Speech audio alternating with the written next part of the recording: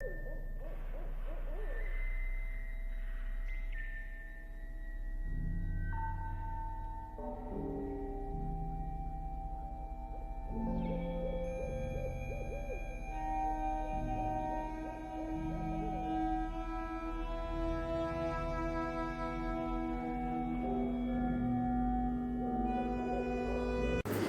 वालेकुम लिसनर्स, मैं हूँ आपकी होस्ट नीलम और नीलम आपको अपने चैनल में वेलकम करती है। शुरू करते हैं आज की वीडियो अल्लाह का नाम लेकर जो इंतहाई आली रुतबा और बहुत जलीलुल कदर है। आज एपिसोड 32 है और कल लास्ट एपिसोड होगी इस नावल की। इसके बाद हम आपसे रेगुलर स्टोरीज़ शेयर करेंगे और आप भी हमसे अपनी स्टोरीज़ शेयर कर सकते हैं। लिसनर्स, अब रफ़ीक बैठकर शेख मुखीसुद्दीन की सारी कहानी सुन रहा था, जिस पे उसका खामिद बता रहा था कि जब हम अपने दोस्त की बेटी की शादी पर गए तो वहाँ उस औरत ने मेरे बेटे को भगोती के नाम से बुलाया। ये सब कुछ बहुत अजीब था। अब अगले दिन फिर इसी तरह हुआ। मेरा बेटा शानी घर से गायब था। हम बहुत परेशान हो गए, ढूंढने लगे, कहीं भी ना मिला। मैंने अपने दोस्त को बुलाया और सारा माजरा बता दिया कि कल तो वो मिल गया था, लेकिन आज मेरे बेटे का कहीं नामो निशान नहीं है। तुम्हारे मोहल्ले में हर जगह से मैं पूछ आया हूँ। जिस पर अब मेरे दोस्त ने कहा कि चलो मेरे साथ, अभी मिल जाएगा। मैं और मेरा दोस्त हम दोनों शानी को ढूंढने के लिए बाहर निकल पड़े। अब मेरा दोस्त शहर से थोड़े बाहर कच्ची बस्तियों की तरफ गया।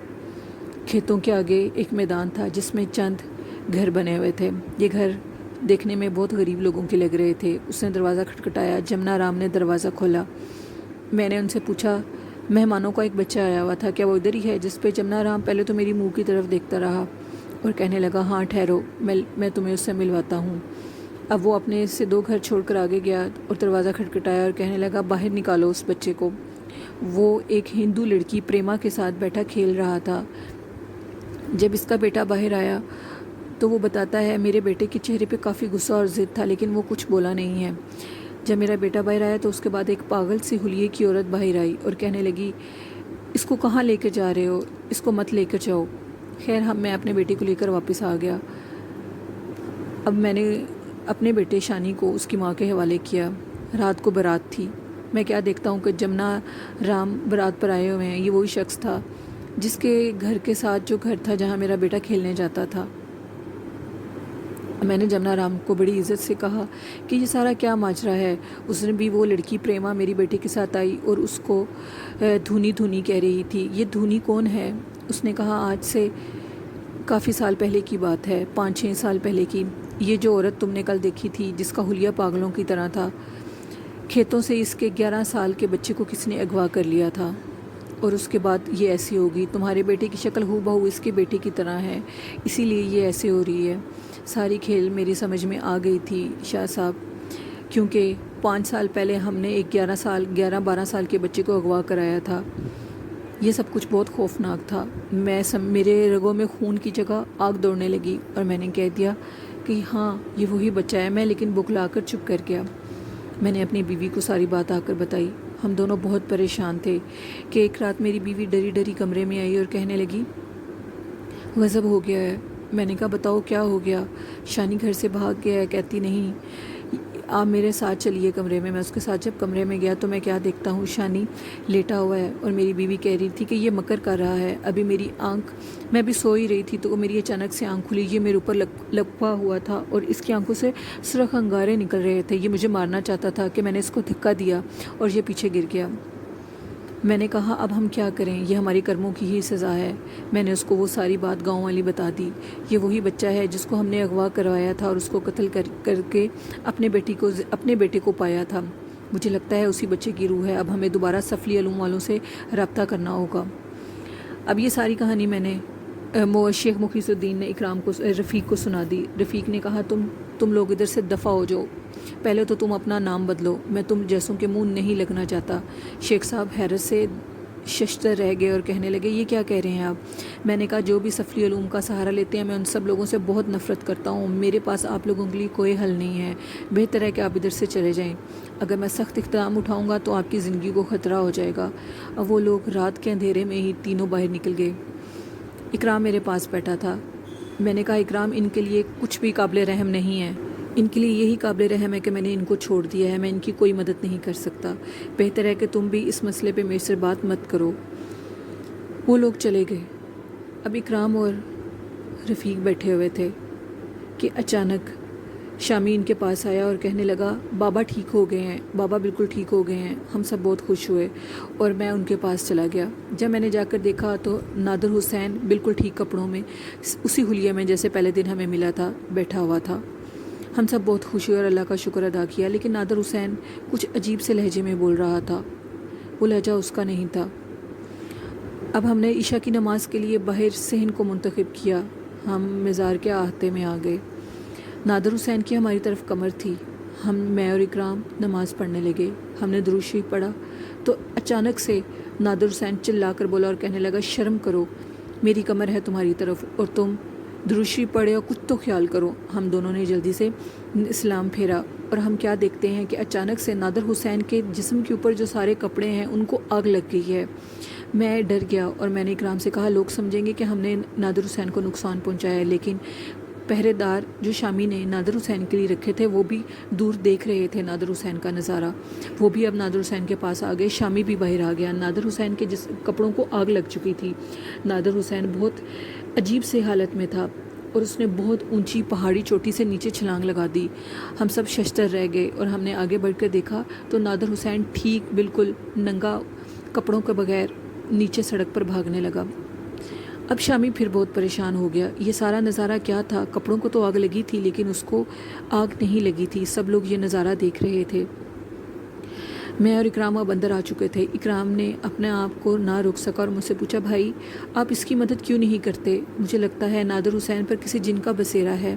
میں نے کہا تم نہیں سمجھو گے پگلے، نادر حسین مجذوب ہو چکا ہے، اللہ نے اسے چن لیا ہے، اس کو مبارک ہو بہت۔ جس پر اکرام کہنے لگا واہ نادر حسین کی کیا قسمت ہے، کیا نادر حسین مجذوب ہو چکا ہے؟ میں نے کہا ہاں، تم نے سنا نہیں تھا نماز پڑھنے سے پہلے اس نے کہا تھا میرے جانے کا وقت آ چکا ہے، لیکن رفیق تمہارا ابھی رہنا ادھر ضروری ہے، تمہارے کچھ کام باقی ہیں۔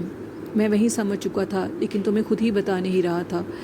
اب اکرام نادر حسین کی قسمت پر بہت خوش ہوا اور اللہ کے ہاں کہنے لگا نادر حسین کی کیا قسمت تھی، وہ مجذوب ہو چکا ہے، وہ دنیا کی اور ادھر کی باتیں سب جاننے لگا ہے۔ پہلے تو یہ خان کا ایک ڈرامہ تھا لیکن نادر حسین کی حالت دیکھ کر سب حیران تھے۔ میں نے شامی کو کافی سمجھایا۔ شامی کہتا اب میں پھر نادر حسین کی تلاش میں باہر نکلوں گا، وہ اس کا بہت وفادار نوکر تھا۔ سلسلہ جاری تھا، لوگ آتے تھے اور عرضیاں لکھواتے تھے، کچھ کی عرضیاں سن کر آنکھیں بھیگ جاتی تھیں۔ یوں ہی وقت گزر رہا تھا کہ ایک دن منگل کے دن شام ہونے سے پہلے ایک لڑکی کی آواز آئی، اللہ والے میری مدد کرو، آپ تو اللہ کے ولی ہو، میری مدد کیوں نہیں کر رہے؟ میرے بھائی مجھ سے جدا ہو گئے ہیں، ماں باپ پتہ نہیں کدھر کھو گئے ہیں، میں کیا کروں، میں کہاں جاؤں؟ نانا کرتے یہ آواز شمسا کی تھی۔ میرے حلق سے چیخیں نکلنے لگی، آپ تو اللہ کے ولی ہو، میرے بھائی ملا دو، میرا خاوند بہت برا ہے، مار مار کر بری حالت کر دیتا ہے، کوئی سہارا نہیں ہے، میری مدد کرو، میں کہاں جاؤں؟ میرے حلق سے چیخوں کی آوازیں آنے لگیں۔ اکرام نے مجھے ایک سائڈ پہ لٹایا۔ اکرام سمجھ چکا تھا کہ یہ شمسا ہے۔ اتنے میں شامی کی آواز آئی، اٹھو بہن اٹھو، اب دوسروں کی باری آنے دو۔ وہ کہنے لگی ہاں ہاں بھائی جا رہی ہوں، کل پھر آؤں گی، اللہ والے، اللہ کے ولی میری مدد کر دو، آپ ہی تو مدد کراتے ہو اللہ سے، میں آپ کی مدد کا انتظار کروں گی۔ میں بے ہوش ہو کر نڈھال ہو گیا، میری حالت بہت زیادہ خراب ہو گئی۔ اکرام مجھے اٹھا کر باہر صحن کے احاطے میں لے آیا۔ شام ہو چکی تھی۔ شامی میری حالت دیکھ کر بہت پریشان تھا، رو رو کر میری بری حالت تھی، حلق سے آواز بھی نہیں نکلتی تھی کہ اچانک میں نے خود کو سنبھالا اور اٹھ کر بیٹھ گیا۔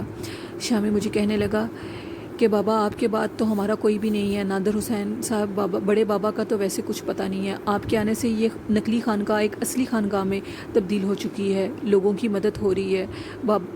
شاہ صاحب پلیز آپ اپنا خیال رکھیں، آپ اپنا خیال رکھیں، آپ کے سوا ہمارا کوئی نہیں ہے۔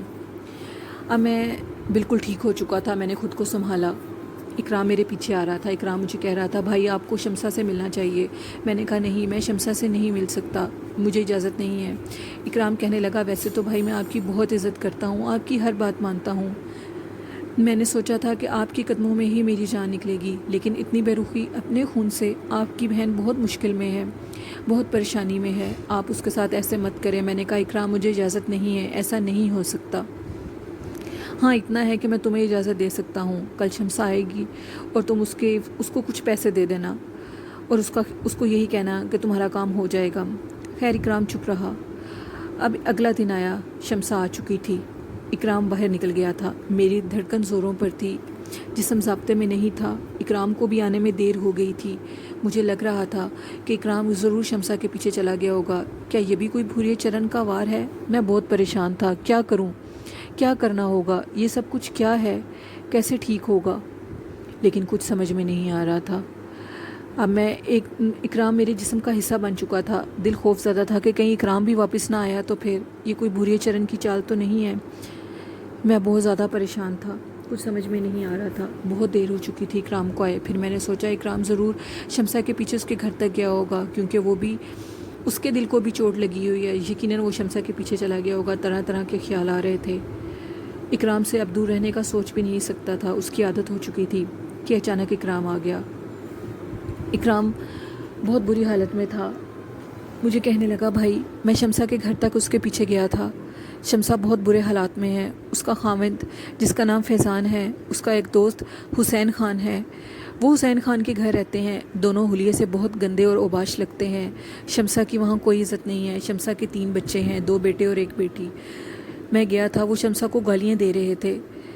وہ لوگ بالکل بھی اچھے نہیں ہیں، اپنی بہن کو بچا لیں بھائی، اب بھی نہیں بچائیں گے تو کب بچائیں گے؟ میں نے کہا مجھے ٹائم نہیں ہے۔ میں نے کہا بھائی ایسے اصولوں کو کیا کرنا جو اپنے خون کی ہی بلی چڑھا دیں، میں معذرت چاہتا ہوں۔ میں نے سوچا تھا کہ آپ کے قدموں میں جان دوں گا، لیکن اب میں آپ سے جدا ہونا چاہتا ہوں، میں شمسا کو اس حالت میں نہیں دیکھ سکتا۔ اب یہ باتیں سب کر رہا تھا اکرام کہ اچانک میں بھی رونے لگا اور میں نے روتے ہوئے کہا، اکرام ٹھیک ہے، میرے ضابطے ٹوٹ گئے۔ اکرام کو کھونے کا خوف بھی تھا۔ اکرام میرے لیے اپنے سگے بھائیوں سے بڑھ کر ہو گیا تھا۔ میں نے کہا اکرام تم جیسے چاہتے ہو میں ویسا کروں گا۔ اب ہم دونوں اس طرف ہو لیے۔ راستے میں عجیب عجیب خیال آ رہے تھے کہ کہیں یہ پھر بھوریا چرن کا کوئی ول چھل تو نہیں ہے، کہیں یہ سب کچھ کیا ہو رہا ہے۔ اب اکرام تیز تیز قدم اٹھا رہا تھا اور میں اکرام سے زیادہ تیز قدم اٹھا رہا تھا۔ ہم ایک بستی کے قریب پہنچے۔ اکرام مجھے کہنے لگا، بھائی اب قدم آہستہ کر لیجئے۔ پیپل کا پیڑ تھا، ساتھ ہندوؤں کے بھی کچھ گھر تھے۔ ہم نے دروازے پر ابھی دستک دینی تھی کہ نسوانی آواز کی شور و گل گونجی۔ وہ کوئی شخص کہہ رہا تھا کہ اندر آ جاؤ اس سے پہلے کہ میں تمہارے بچوں کا گلا دبا دوں۔ اور دوسری آواز شمسا کی تھی، وہ کہہ رہی تھی، خدا کے واسطے میری عزت کو مت خراب کرو، میرے خاوند کے سر پہ تم نے کیا چیز ماری ہے، وہ بے ہوش ہو گیا ہے۔ جس پہ وہ دوسری مردانہ آواز نے کہا، میں تمہارے بچوں کا گلا دبا دوں گا، باہر کا دروازہ مت کھولنا، میں تمہارے بچوں کو زندہ جلا دوں گا۔ اتنے میں اکرام کے صبر کا پیمانہ لبریز ہو چکا تھا۔ اکرام نے دروازے کو ٹانگ ماری۔ میرا حلیہ اس طرح تھا کہ شمسا کبھی بھی نہیں جان سکے گی کہ میں اسی کا بھائی رفیق ہوں۔ اب اکرام نے دروازے کو ٹانگ ماری تو ہم اندر چلے گئے۔ فیضان کا دوست حسین خان جس کے گھر میں شمسا رہتی تھی، وہ شمسا کی عزت کو خراب کرنا چاہتا تھا۔ اکرام نے اس کو پکڑا اور نیچے گرا دیا اور اس کے سر میں کوئی چیز ماری۔ وہ نشے میں تھا، اس کی آواز نہیں نکلی۔ ہم آگے بڑھے اور ہم نے شمسا کو سینے سے لگایا۔ اکرام نے شمسا کو سینے سے لگایا اور شمسا کہنے لگی، بھائی آپ اللہ والے ہو، میرے بھی 2 اڑیل جوان بھائی تھے، نہ جانے کہاں ہیں، اگر وہ ادھر ہوتے تو کبھی میرا یہ حال نہ ہونے دیتے۔ میرا دل پسیج رہا تھا، میں خود ہی شمسا کی طرف آگے نہیں جا رہا تھا۔ اب ہم نے شمسا سے پوچھا، تمہارا خاوند کدھر ہے؟ جس پر اس نے کہا، اس نامراد نے میرے خاوند کے سر میں کوئی چیز ماری ہے اور دوسرے کمرے میں نیچے گرا پڑا ہے۔ ہم آگے گئے، ہم نے دیکھا تو فیضان زندہ تھا، فیضان کا رگوں میں خون چل رہا تھا، نبض برابر چل رہی تھی۔ ہم نے فیضان کو اٹھایا اور بیڈ پہ ڈالا۔ شمسا نے اپنے دوپٹے کا پلو اتارا اور فیضان کے سر پہ پٹی باندھ دی۔ ہم نے اس شخص کو جس کا نام حسین خان تھا ہوش میں لانے کی کوشش کی۔ وہ کم وقت بھی ہوش میں آیا لیکن پھر بھی ہوش ہو گیا۔ میں نے شمسا سے کہا کہ جاؤ بچوں کو دیکھو۔ بچے برابر سو رہے تھے۔ فیضان کچھ ہوش میں آ رہا تھا۔ فیضان بہت شرمندہ تھا اور یہی کہہ رہا تھا، وہ نامراد میری بیوی کی عزت لوٹنا چاہتا ہے۔ جس پہ اکرام نے کہا، کیسی بیوی؟ تم تو اسے بیوی سمجھتے ہی نہیں تھے، اس کو بیوی کا درجہ کب دیا ہے؟ جس پہ فیضان بہت شرمندہ تھا۔ اب شمسا آئی اور کہنے لگی، شکر ہے میرے سر کا صاحبان زندہ ہے، اس کو کچھ نہیں ہوا۔ میں تمہیں کہتی تھی نا، حسین خان یہ شخص بہت گندا ہے، اس سے مجھے بچا لو، یہ میری عزت خراب کر دے گا۔ لیکن تم میری بات نہیں مانتے تھے، اب تو میری بات مان لو، اس کی جان چھوڑ دو، ہم یہاں سے چلے جائیں گے۔ شمسا یہ کہہ کے روتی ہوئی باہر چلی گئی۔ اب فیضان کہنے لگا، عزت دار لوگوں کا شکریہ ادا کرتے ہیں، میں تو عزت دار بھی نہیں ہوں، میں آپ کا شکریہ کن الفاظوں میں ادا کروں؟ آج آپ نے میری بیوی کی عزت خراب ہونے سے بچا لی۔ اگر آپ نہ آتے تو میری بیوی کی عزت لٹ جاتی۔ میرے اس گندے دوست نے مجھے شراب کی دھت میں ڈال دیا، میرے دوستوں نے مجھے گندی عادتوں میں ڈال دیا۔ بھیا میں آپ کا کیسے شکریہ ادا کروں؟ آپ کو کیسے پتہ لگا کہ میری بیوی مشکل میں ہے؟ جس پہ اکرام آگے بڑھا اور کہنے لگا، ہم باہر گزر رہے تھے، نسوانی آوازوں کی چیخیں آئیں تو ہم اندر آ گئے، اسی طرح ہم نے تمہاری بیوی کو بچا لیا۔ کچھ عقل کے ناخن لو، اپنے گھر کو سنبھالو، تمہارا یہ گھر اگر بکھر گیا تو دوبارہ کبھی نہیں بنے گا، ان سہاروں کو اپنے ساتھ لگا لو۔ اب فیضان بہت شرمندہ تھا اور مجھے کہہ رہا تھا، اگر ہمارے رہنے کا کوئی ٹھکانہ بن جائے تو میں ضرور اب نوکری کروں گا، اپنی بیوی کو کبھی بھی ان عذابوں میں نہیں جھونکوں گا۔ اکرام نے کہا، ٹھیک ہے، تمہارے رہنے کا بھی انتظام ہو جائے گا۔ میرے رفیق، جو کہ اکرام کے کسی بات سے بھی اس کو کچھ نہیں کہہ رہا تھا، بس دیکھی جا رہا تھا، اکرام کے سینے کو بھی آگ لگی ہوئی تھی سریا کی وجہ سے۔ اب ہم نے فیضان سے کہا، اپنا سامان اٹھاؤ۔ فیضان کے پاس ایک صندوق تھا اور ایک پوٹلی تھی۔ اکرام نے وہ پوٹلی اور صندوق اٹھا لیا۔ شمسہ نے اپنا ایک بچہ اٹھایا اور ایک بچہ فیضان نے اٹھایا۔ ایک بچہ میں نے اٹھا لیا، وہ بالکل چھوٹا سا تھا، اس سے میری خوشبو آ رہی تھی، میں اس کا سگا ماموں تھا، میں نے اسے سینے سے لگا لیا۔ شمسہ نہیں جانتی تھی کہ میں کون ہوں۔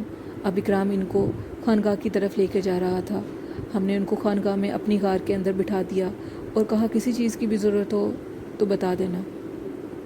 میں اور اکرام اب باہر بیٹھے ہوئے تھے۔ اکرام کہنے لگا، بھائی آپ میری کسی بھی حرکت سے پشیمان تو نہیں؟ میں نے کہا، پگلے کیسی باتیں کرتے ہو، میری سگی بہن کو تم نے سہارا دیا، میں تم سے کیسے ناراض ہو سکتا ہوں؟ تم جو کر رہے ہو مجھے سب پسند ہے اور مجھے سب منظور ہے۔ اکرام میرے دل کے بہت قریب تھا اور اب بہت زیادہ قریب ہو گیا تھا۔ اکرام نے کہا، بھائی اب ٹینشن مت لیں، ہم شمسہ کو کچھ نہیں ہونے دیں گے۔ شامی میرے پاس آیا اور کہنے لگا، میں آپ کے پاس اندر گیا تو حیران رہ گیا، ایک عورت چند بچوں کے ساتھ ایک مرد کے ساتھ بیٹھی تھی، یہ لوگ کون ہیں؟ میں نے کہا، یہ اپنے خاص مہمان ہیں، ان کی ہر چیز کی کفالت کرنی ہے۔ جس پہ شامی نے کہا، ٹھیک ہے بابا، جیسے آپ کہیں گے ویسا ہی ہوگا۔ میں نے کہا، شامی کوئی مسئلہ تو نہیں ہوگا؟ جس پہ شامی کہنے لگا، شاہ صاحب آپ شرمندہ کرتے ہیں، آپ کے سر پہ تو ادھر بیٹھے ہیں، آپ مجھے شرمندہ مت کریں، بڑے بابا کا تو کچھ پتہ نہیں ہے، آپ ہی ہمارے سب کچھ ہیں۔ میں نے کہا، ٹھیک۔ اب یہ سب کچھ میں دیکھ رہا تھا کہ اچانک فیضان باہر نکلا اور میرے ساتھ مغرب کی نماز ادا کی۔ میں نے دیکھا کہ اب خانقاہ کے احاطے میں آ کر فیضان نے اللہ کا شکر ادا کیا ہے، یقیناً اس کے گناہ معاف ہو جائیں گے۔ فیضان میرے پاس آیا اور کہنے لگا، میں آپ کا شکریہ کن لفظوں میں ادا کروں، میرے پاس کوئی الفاظ نہیں ہے۔ اب فیضان کے ساتھ اس کا ایک بیٹا بھی تھا۔ فیضان مجھے کہنے لگا، کیا بتاؤں، بڑی دکھ کی کہانی ہے میری بھی، لیکن قصور میرا ہی ہے۔ شمسہ ایک تیسرے درجے کی عورت میری وجہ سے بنی ہے، یہ بہت عقل مند اور ذہین عورت تھی، میرے دکھوں نے اس کو ایسا کر دیا ہے۔ میں سہانے پور میں رہتا تھا، ہمارے گھر کے سامنے یہ لوگ نئے نئے آ کر آباد ہوئے۔ میں بہت آوارہ مزاج انسان تھا، ماں باپ مر چکے تھے، 3 بھائیوں کے ساتھ رہتا تھا، بھابیاں بہت ترش لہجے کی تھیں۔ ایک دن میں نے بھائی سے کہا، بھائی مجھے میرا حصہ چاہیے، میں کوئی کاروبار کرنا چاہتا ہوں۔ لیکن میری بھابھی نے مجھے کہا آگے بڑھ کے کہ تمہیں کوئی حصہ نہیں ملے گا، اتنے عرصے سے کھا رہے ہو وہ تمہارے حصے میں ادا ہو چکا ہے۔ میں نے کہا، ٹھیک ہے، میں آپ کو اب کچھ کر کے دکھاؤں گا۔ میں بہت تیز تھا، بہت چلاک مزاج کا تھا، دنوں میں نوکری ڈھونڈ لی اور کمانے لگا۔ کمانے کے بعد بھابیاں بہت خوش ہو گئیں۔ اب میں نے اپنی بھابھی سے کہا، بھابھی سامنے والے گھر میں ایک لڑکی رہتی ہے، اس کا نام شمسہ ہے، مجھے وہ بہت پسند ہے، کیوں نہ اس کا رشتہ مانگا جائے؟ بھابھی نے کہا، ٹھیک ہے۔ میری دونوں بھابیاں شمسہ کے گھر گئیں اور انہوں نے کہا کہ ابھی ہم آپ کو کچھ نہیں کہہ سکتے۔ وہ لوگ واپس آ گئے، کافی دن گزر گئے، انہوں نے ہمیں کوئی جواب نہ دیا۔ میری منجلی بھابھی نے کہا، ہو سکتا ہے تمہارے چال چلن کی وجہ سے انہوں نے ہمیں جواب نہ دیا ہو۔ بہت حد تک بھابھی کا اندازہ ٹھیک تھا کہ میں نے دوبارہ بھابھی لوگوں کو کچھ دن کے بعد بھیجا تو محفوظ احمد، جو کہ بہت اچھے انسان تھے، ان کے رگوں میں بہت نیک خون دوڑا ہے، شمسہ بھی انہی کی بیٹی ہے، انہی جیسی نیک ہے۔ وہ کہنے لگے، ہم نے معلوم کرایا ہے لڑکے کا چال چلن ٹھیک نہیں ہے، اس لیے ہم اپنی بیٹی کا رشتہ نہیں دیں گے۔ میری بھابھیوں نے میرے منہ پہ جب یہ تانا کہہ کر بات کی تو میری رگوں میں خون دوڑنے لگا۔ میں نے اپنے آوارہ دوستوں کے ساتھ مل کر شمسہ کو اغوا کرا لیا اور نکاح پڑھ لیا۔ اس کے بعد ان لوگوں کے ساتھ کیا ہوا، وہ لوگ کدھر گئے، کسی کو کچھ معلوم نہیں ہے۔ اور ساتھ میں فیضان رو رہا تھا۔ شمسہ بہت نیک لڑکی ہے، محفوظ احمد بہت نیک انسان تھا، ان کے ساتھ ایک اور بھی تھے جن کا نام ریاض احمد تھا۔ میں نے پوچھا، کیا آپ ان کو جانتے ہو، وہ کدھر ہیں؟ جس پہ فیضان کہنے لگا، مجھے تو اپنے بہن بھائیوں کا بھی نہیں پتہ، میں کیا جانوں وہ لوگ کدھر ہیں، ہاں مجھے اپنے گھر کا پتہ برابر میں یاد ہے۔ اب رفیق نے فیضان سے کہا کہ تمہیں پریشان ہونے کی ضرورت نہیں، اللہ سے معافی مانگو اور سب سے پہلے شمسہ سے معافی مانگو، اگر وہ تمہیں معاف کر دے گی تو اللہ بھی تمہیں معاف کر دے گا۔ فیضان نے کہا مجھے بہت شرم آتی ہے، میں کن نظروں سے اس کی طرف دیکھوں۔ اب شمسہ باہر آ گئی تھی اور اکرام کو دیکھ کر کہنے لگی کہ بھائی آپ تو وہی ہیں نا جنہوں نے اس دن مجھے پیسے بھی دیے تھے۔ شمسہ بہت معصوم تھی، بہت زیادہ معصوم تھی شمسہ۔ میں نے کہا ہاں میں وہی ہوں، اب بہن تم اندر جاؤ بچی کو لے کر، فیضان ہمارے ساتھ ہی تھا۔ شمسہ کو دیکھ کر رفیق تھوڑا دور چلا گیا۔ رفیق کے دل میں اب آبلے گونج رہے تھے، آبلے پڑھ رہے تھے، آبلے خون برسا رہے تھے۔ وہ شمسہ کو گلے لگانا چاہتا تھا، اس کا بچپن، اس کی شرارتیں سب کچھ رفیق کے دل میں آ چکی تھیں۔ اکرام کا سب کچھ کیا رفیق کو اچھا لگ رہا تھا، اور فیضان اب ان کے پاس ہی تھا۔ فیضان چاہتا تھا اس کو کوئی نوکری مل جائے اور اپنی بیوی اور بچوں کے ساتھ خوشی سے زندگی گزارے۔ لسنرز، یہ تھی آج کی ایپیسوڈ، کل لاسٹ ایپیسوڈ ہوگی۔ اب آگے کیا ہوگا؟ کیا رفیق اپنے گھر والوں سے مل سکے گا؟ اور کیا اکرام کو ثریا ملے گی اس کی بہن؟ یہ سب کچھ کیسے ہوگا اور کیسے نہیں ہوگا؟ بھوریا چرن کا کیا بنے گا؟ یہ کل لاسٹ ایپیسوڈ میں ہمیں پتہ لگے گا، کل ناول کی لاسٹ ایپیسوڈ ہوگی۔ لسنرز، میرے چینل کو زیادہ سے زیادہ سبسکرائب کیجئے، لائک کیجئے اور شیئر کیجئے۔ جنات کے کسی گروپ کو ضرور فیس بک پہ جوائن کیجئے اور ہمارے چینل کو بھی سبسکرائب کیجئے۔ اسی کے ساتھ اپنی ہوسٹ نیلم کو اجازت دیجئے، دعاؤں میں یاد رکھیے گا۔ اللہ حافظ، اللہ نگہبان۔